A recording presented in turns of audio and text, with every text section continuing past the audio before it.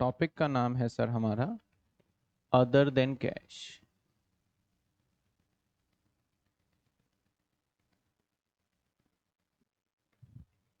Sir जो other than cash है इसका मतलब क्या है हम देख लेंगे। पहले हम देख लेते हैं सर इसमें टॉपिक क्या पढ़ाओगे आप। तो जिस बच्चे ने शेयर्स वाला करा है उसको भी समझ में आ जाएगा, इसमें थोड़े से बस कॉन्सेप्ट अलग हो जाते हैं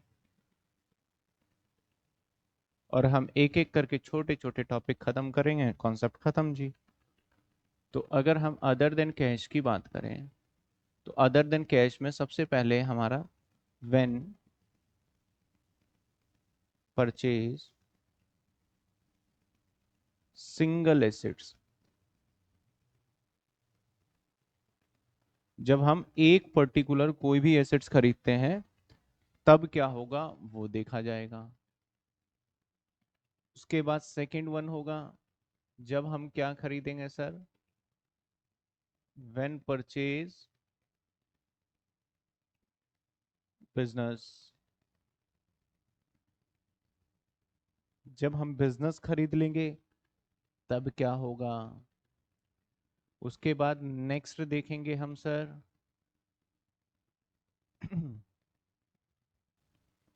इशू या डिबेंचर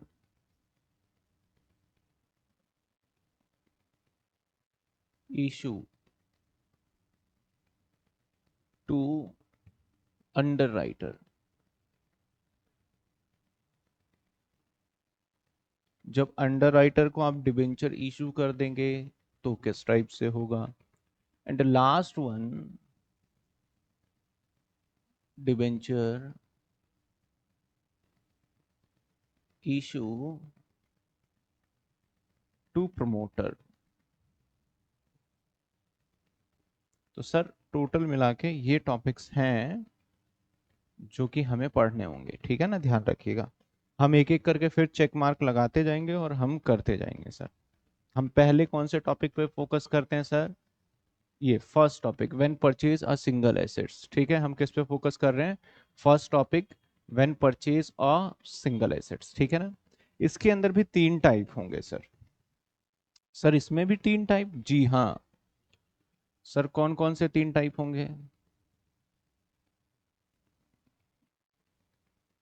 आप जब एसेट्स खरीदोगे तो आप जो इशू करोगे वो या तो हो सकता है एट पार हो, या हो सकता है एट प्रीमियम या हो सकता है एट डिस्काउंट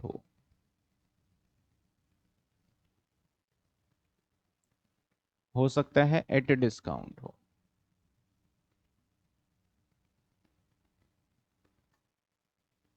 ये तीन टॉपिक्स हैं। तो पहले हम आ जाते हैं अगले टॉपिक पे और हम पहले सिचुएशन का हम लिख लेते हैं।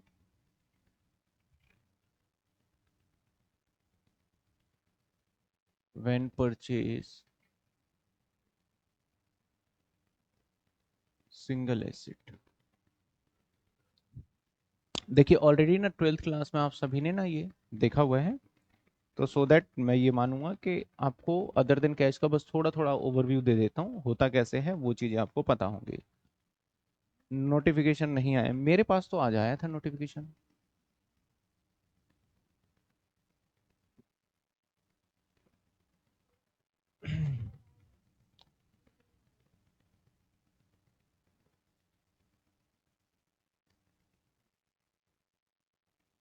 हाँ बिल्कुल, अब तो देखो कुछ बच्चे अगर लेट ज्वाइन हुए हैं ना, तो सर कब क्लास स्टार्ट हुआ है, जस्ट अब स्टार्ट करने जा रहा हूँ, अभी तक कुछ भी नहीं कराया था। ठीक है, चलिए इसके अंदर हम सबसे पहले एट पार वाली बात कर लेते हैं। Case number one, case number one cases में बना देते हैं, ठीक है, एट पार। क्वेश्चन में लिख देता हूँ, X Y Z limited purchase machinery rupees 1 lakh and issue 10% debenture.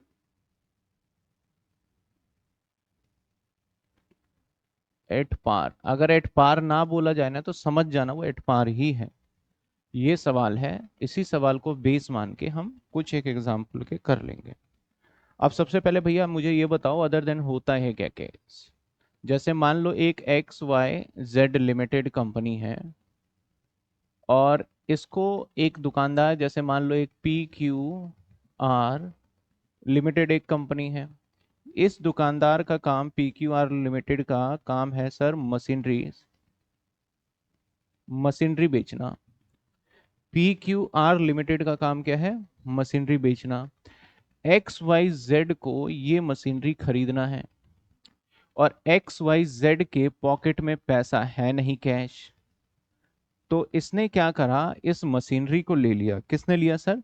इस मशीनरी को इसने खरीद लिया, और बदले में इसको इसने डिबेंचर दे दिया। तो जो बदले में इसको डिबेंचर दिया है, तो जैसे ही हम किसी को डिबेंचर देते हैं तो बोला जाता है डिबेंचर इशू कर दिया। तो जो हमारा ये एक प्रोसेस हुआ एक्सचेंज का, तो इसने डिबेंचर इशू किया, लेकिन बदले में पैसे ना लेके मशीनरी ले लिया। तो इस कॉन्सेप्ट को कहा गया कि debenture issue other than cash. Now यहाँ पे कुछ बेसिक्स टर्म्स और भी हैं जो ये होगा, इसको पता है हम क्या कहेंगे? वेंडर। जो सेलर होता है उसको हम एक कॉमन नाम दे देते हैं, दैट इज वेंडर। इस बात का ध्यान रखना, ये तो बायर है ही है। अब चलिए जर्नल एंट्री देख लेते हैं। सर जर्नल एंट्री की अगर हम बात करें तो जर्नल एंट्री में क्या होगा सर? पहले सबसे पहली एंट्री फॉर्मेट में ही कर लेते हैं। वॉइस क्लियर है ना हर बच्चों को? नॉइस नहीं होना चाहिए वॉइस के अंदर।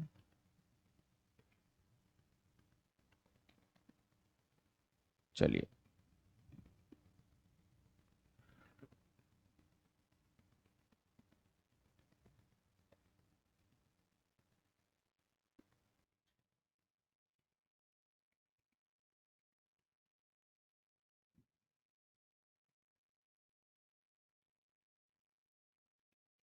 पर्टिकुलर, ठीक है। आ जाइए, चलिए पहली एंट्री जो करेंगे, हमने खरीदा है मशीनरी।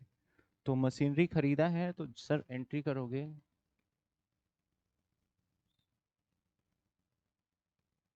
मशीनरी अकाउंट डेबिट और टू वेंडर, टू वेंडर, ठीक है।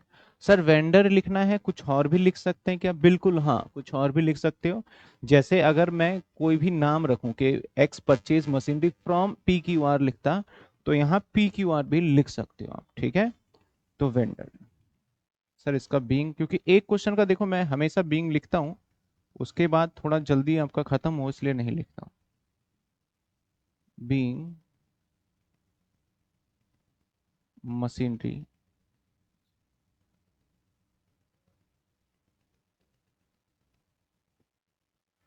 परचेज फ्रॉम वेंडर लिख दो, जगह नहीं है, फ्रॉम वेंडर कर देना।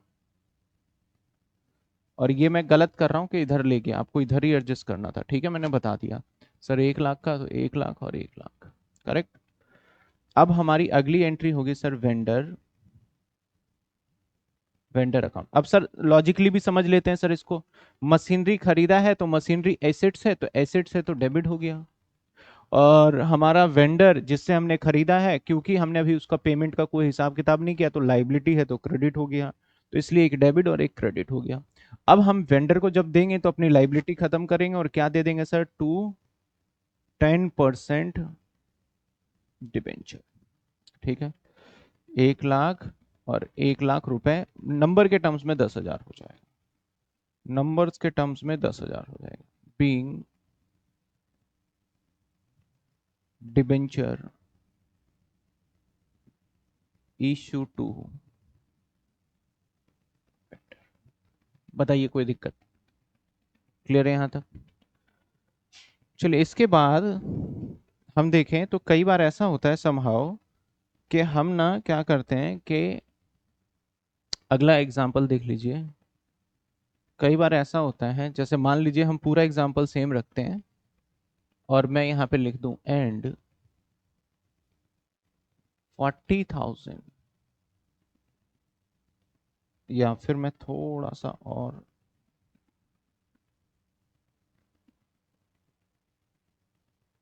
एड ऑन कर रहा हूं यहाँ पे, paid 40,000 and balance issue 10% debenture, ऐसा क्वेश्चन आ गया। तो ऐसे सिचुएशन में सब कुछ एकदम सेम रहने वाला है, एंट्री बदलाव कहाँ होगी, यहाँ पे।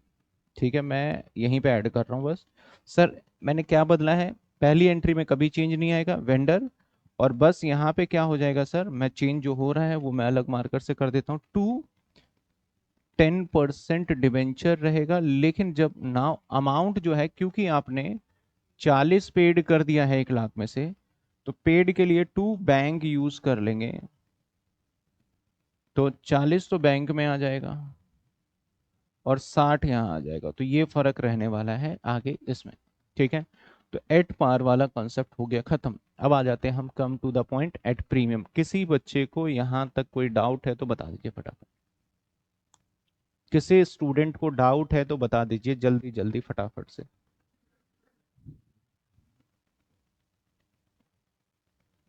No sir, clear. चलिए आगे आ जाते हैं, हम एग्जाम्पल सेम ही रख लेते हैं ताकि हमें ज़्यादा दिक्कत ना हो। ठीक है मैं ये सारी चीज़ें लेकिन मिटा दूंगा और क्वेश्चंस में थोड़ा बदलाव करूंगा। मैं ये करने जा रहा हूं, मैं एट प्रीमियम का केस नंबर 2, एट प्रीमियम। ठीक है,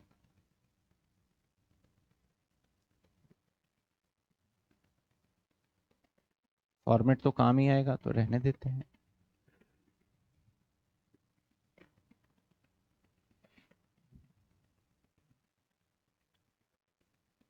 चलिए सर,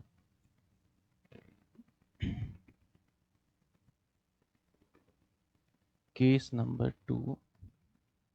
अब हम डिबेंचर जो इशू करेंगे, मैं क्वेश्चन में थोड़ा थोड़ा चेंजेस, एक अमाउंट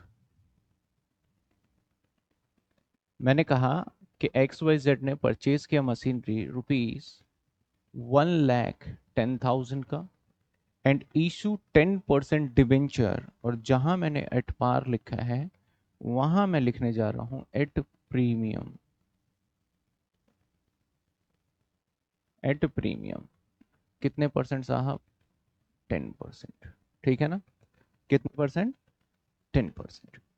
जब कभी भी डिबेंचर प्रीमियम या डिस्काउंट पे इशू हो तो हमें सबसे पहले नंबर फाइंड करना होगा, यानी नंबर ऑफ डिबेंचर। फाइंड करने का तरीका क्या है, आपका एसेट्स वैल्यू लिखना है आफ्टर कैश, आफ्टर एडजस्टमेंट या आफ्टर पेड, अभी समझ में आ जाएगा। और डिवाइड करना होता है आपको इशू प्राइस, या इशू प्राइस से बेहतर है फेस वैल्यू प्लस प्रीमियम, और अगर डिस्काउंट होता है तो माइनस कर देते हैं हम डिस्काउंट। सिंपल फंडा लेके चलता हूं, ठीक है। क्योंकि हमें पहले नंबर, अगर नॉर्मली स्टूडेंट देखता है ना कि 10% प्रीमियम है, तो स्टूडेंट पहली बार में, हर एक ज़्यादा से ज़्यादा बच्चा पहली बार में क्या एरर कर देता है, सर प्रीमियम होगा, जो गलत करता है बच्चा, 10% प्रीमियम है तो 10/100 कर देता है, और स्टूडेंट कैलकुलेट कर बैठता है कि भैया 11,000 का प्रीमियम होगा, जो कि ये गलत है पूरी तरीके से। ठीक है ना, हमें पहले नंबर निकालना होगा, उस नंबर के अकॉर्डिंग प्रीमियम चलना होगा, क्योंकि 1 रुपए 1 शेयर पे प्रीमियम है, तो ये गलत हो जाता है। तो अगर देखा जाए, अगर देखा जाए तो हमारा नंबर अगर निकाले हम, तो दैट इज हमारे एसेट्स का वैल्यू है 1,10,000। डिवाइड करेंगे 10 + 1, 10 रुपए फेस वैल्यू प्लस में 1 रुपए प्रीमियम, यानी 11। तो इसको पूरी तरीके से सॉल्व करते हैं तो ये आ जाएगा हमारे पास 10,000। तो अगर मैं सिक्योरिटी प्रीमियम सिंपल पूछूं, ये क्या निकला है सर, ये नंबर निकला है। तो अगर सिक्योरिटी प्रीमियम पूछूं मैं, तो आप सिंपल सिक्योरिटी प्रीमियम निकालोगे सर। 10,000 तो क्या है हमारे सर, नंबर है, और इनटू में एक, तो 10,000। पहले क्या आ रहा था याद होगा आपको, 11,000, लेकिन सिक्योरिटी प्रीमियम कितना आएगा सर, 10,000 आएगा। सिक्योरिटी प्रीमियम कितना आएगा, 10,000। तो चलिए इसको एंट्री करते हैं, और इसके साथ साथ इसका दूसरा केस भी करेंगे, वो बुक का ही क्वेश्चन देख लेंगे। सर एंट्री कैसे करोगे, सिंपल सी बात है, हमने मशीनरी खरीदा है तो मशीनरी अकाउंट डेबिट,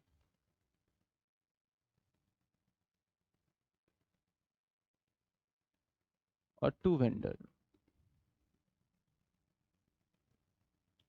अब यहाँ पे 1.1 लाख लिख रहा हूं मैं, 1,10,000। अगली entry sir vendor,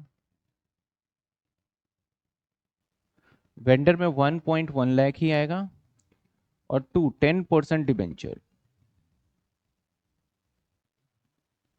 sir 10% debenture कितने होंगे सर, क्योंकि आपने नंबर 10,000 निकाला है, और एक डिबेंचर 10 रुपए का मान के चल रहे हैं, वैसे 100 का भी मान सकते हो आप। तो यहाँ पे आ जाएगा हमारा 1 lakh, and to security premium. Security premium है सर दैट इज 10,000, और इनटू में 1, तो कितने हो गए sir, 10,000। Now question complete, being वही रहेगा पहले वाला।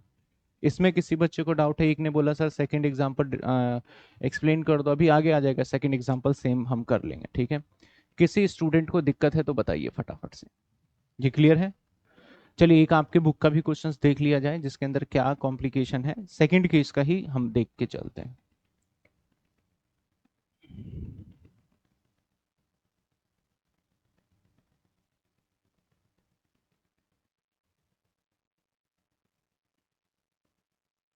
ठीक है, फिफ्थ है, ठीक है ना, आपके सामने ये रहा एग्जाम्पल। मुझे ये करवाना ही था, तो मैं क्वेश्चंस लिखने से अच्छा कि मैं यही कर लेता हूँ, ठीक है, आपको क्लियर विजुअल होगा।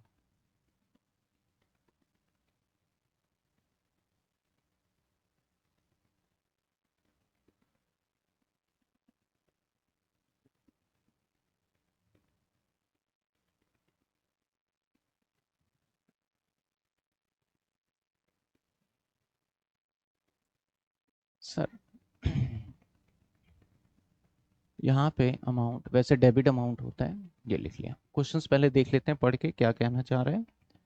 सर क्वेश्चन कहता है कि Reena cosmetic limited acquire a machine from, यहाँ नाम शायद गलत होगा मुझे, ऊना कॉस्म, हाँ टीना है ये, है ना, तो ये गलत हो गया, टीना, चलो यू लिखा है, एक केमिकल, यानी दो कंपनी है यहाँ। हेयर एक है हमारा, सिंपल ले लेते हैं, R limited, Reena limited, Reena limited, और एक दूसरी कंपनी है टीना है, यहाँ पे यू एन ए लिखा है, तो मैं यही ले लेता हूँ, ठीक है। अब इसने क्या करा, एक मशीन खरीदा इससे, तो ये वेंडर हो गया, और इससे मशीन कितने का खरीदा इसने, मशीनरी जो खरीदा वो दैट इज खरीदा 9,50,000। अब जब इसने मशीनरी खरीदा तो इसको पेमेंट करना चाहिए, तो इसने पेमेंट के बदले में डिबेंचर इशू किया। लेकिन आगे क्या कहता है कि पेमेंट इसने किया, लेकिन पेमेंट कितना किया, 70,000। तो माइनस कर दो पहले, यहाँ से पेड कर दिया हमने, कितना पेड कर दिया, तो मैंने फॉर्मूले में अगर आपको याद हो, तो मैंने क्या लिखा था यहाँ पे, सर फॉर्मूले में लिखा था, इसको यहीं ले जाते हैं, रुक जाइए, जहाँ क्वेश्चन जिसकी जहाँ जगह वहां, फॉर्मूले में लिखा था एसेट्स वैल्यू लिखना है, लेकिन आफ्टर कैश करके नंबर निकालने के लिए। तो मेरे सवाल में आप देखेंगे तो यहाँ पे आ जाएगा 8,80,000, 8,80,000 रुपए। तो नंबर निकालते टाइम पे हम 8,80,000 देंगे, जितना पैसा पेड किया है वो टू बैंक में आ जाएगा। अभी देखिएगा आप, आगे कहता है cash balance issue debenture 100 rupees each at a 10% premium. तो सबसे पहले ऐसे सिचुएशन में हमें नंबर ऑफ डिबेंचर निकालना होगा। फॉर्मूला याद होगा, मैंने बोला था एसेट्स वैल्यू, तो एसेट्स में 9 लाख नहीं लेके आफ्टर पेमेंट कैश करेंगे, तो आफ्टर पेमेंट कैश जो होगा वो दैट इज 8,80,000 होगा, डिवाइडेड बाय 100 रुपए का एक था हमारा, तो 100 रुपए और प्रीमियम 10 रुपए हो जाएगा। तो यहाँ पे अगर देखा जाए तो हमारा 8,000, 800 नंबर निकल के आएगा, 800 ही आएगा ना, ये या 8000, 8000, 8000 नंबर निकल के आया। तो अब प्रीमियम किस पे कैलकुलेट करोगे? अगर मैं सिंपली सिक्योरिटी प्रीमियम पूछूं तो बोलोगे सर बहुत आसान हो गया, ये तो 8000 आप डिबेंचर इशू कर रहे हो और एक डिबेंचर पे आप 10 रुपए का प्रीमियम ले रहे हो, तो दैट इज 80,000 रुपए का आपका क्या मानने वाले हैं? प्रीमियम। समझे बात? चलिए सर एंट्री में आ जाते हैं। एंट्री में देखा जाए,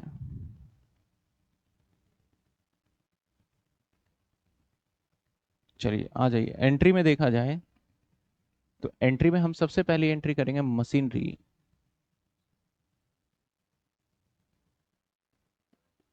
अकाउंट डेबिट और टू। अब कंपनी का भी नाम लिख सकते हो जैसे कि ऊना है, या फिर वेंडर लिख दो आप,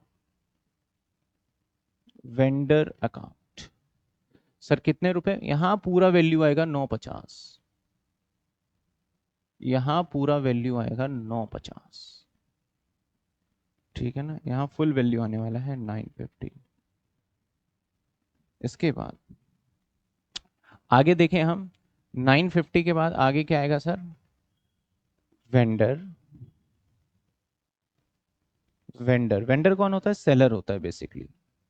और इसको हमने क्या क्या करा सर? पहले तो हम डिबेंचर देंगे, कितने परसेंट डिबेंचर? सवाल कहता है सर 10%, नहीं दे रखा, नहीं है, तो परसेंटेज डिबेंचर लिख देंगे। सर हमने नंबर निकाला है कि 8000 है, तो 8000 एक डिबेंचर 100 रुपए का है, तो दैट इज इसको दिया जाएगा 8 लाख रुपए। यहां तो आ जाएगा 950, यहां आ गया 8 लाख। और टू में क्या आ जाएगा सर? टू में आ जाएगा आपका सिक्योरिटी प्रीमियम। तो सिक्योरिटी प्रीमियम पहले ही निकाल चुके हैं, दैट इज 80,000। अब जितना पैसा देने का इसने बात कहा था, उस पैसे को हम टू बैंक कर देंगे। सर ये किस लाइन की वजह से? जो ये 70,000 वाली बात कह रहा था ना, ये बैंक में चला जाएगा, बैंक अकाउंट। और ये देखो कई बार मैं जैसे यहाँ अकाउंट नहीं लगा रहा, तो ये सारी बातों को ध्यान रखना है, एग्जाम में पूरे पूरे वर्ड लिखने हैं, क्योंकि मैं अगर अभी पूरे पूरे वर्ड लिख के क्वेश्चंस करूंगा तो आपका सिलेबस रह जाएगा, क्योंकि मुझे कॉन्सेप्ट कराते ही एक दो क्वेश्चंस करके आपको दिखाने होते हैं। किसी बच्चे को यहां तक कोई डाउट?